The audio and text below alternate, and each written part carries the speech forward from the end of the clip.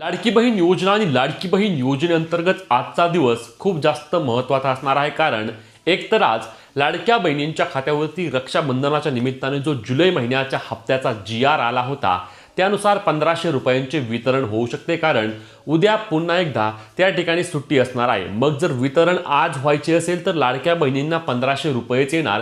किंवा दुसरी एक शक्यता आहे की लाडकी बहीण योजनेअंतर्गत ऑगस्ट महिन्याचा हप्ता वितरणासंदर्भातील देखील GR येऊ शकतो आणि लाडक्या बहिणींना जे वितरण होणार आहे ते 3000 रुपये देखील केले जाऊ शकते. आता या सर्व शक्यता वर्तवल्या का जात आहेत याबाबत आपण सविस्तरपणे माहिती जाणून घेणार आहोत. त्यामुळे व्हिडिओ शेवटपर्यंत पाहायचा आहे. चॅनलला सबस्क्राइब करून पेजला देखील फॉलो करून घ्या, जेणेकरून योजनेसंदर्भातील पुढीलही सर्व अपडेट तुमच्यापर्यंत सर्वात आधी आणि सर्वात योग्य पद्धतीने आपण आणत आहोत. तर रक्षाबंधनाच्या निमित्ताने लाडक्या बहिणींना 3000 रुपये का दिले जाऊ शकतात याबाबत आपण सर्व शक्यता पाहिल्या.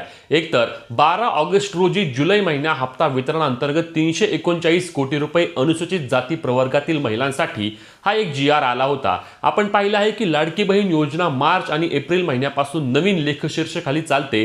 यामध्ये 15 तारखेच्या आधी महिला व बालविकास विभागाअंतर्गत लाडक्या बहिणींच्या खात्यावरती पैशांचे वितरण होणे बंधनकारक करण्यात आले होते. परंतु त्या पद्धतीने सरकारने यावेळी किंवा या महिन्याच्या हप्त्याला न करता हा हप्ता पुढे ढकलला गेला.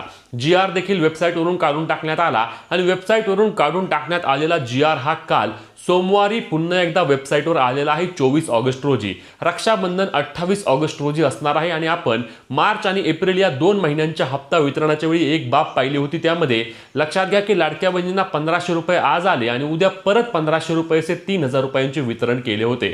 आता अनेक रिपोर्ट्सनुसार अशी माहिती मिळत आहे की सरकारच्या वतीने लाडक्या बहिणी 92 लाख लाडक्या बहिणी अपात्र झाल्या किंवा लाडक्या बहिणींची नाराजी दूर करण्यासाठी रक्षाबंधनाच्या निमित्ताने लाडक्या बहिणींना 3000 रुपयाच्या हप्त्याची तरतूद केली जाऊ शकते. आता याबाबत अधिकृतपणे आपण कधी म्हणू शकतो जेव्हा याचा GR येईल तेव्हा. आता जुलै महिन्याचे 1500 रुपये येणार हे आपण 100% खात्रीशीर बोलतोय, कारण याचा GR कालच आला आहे.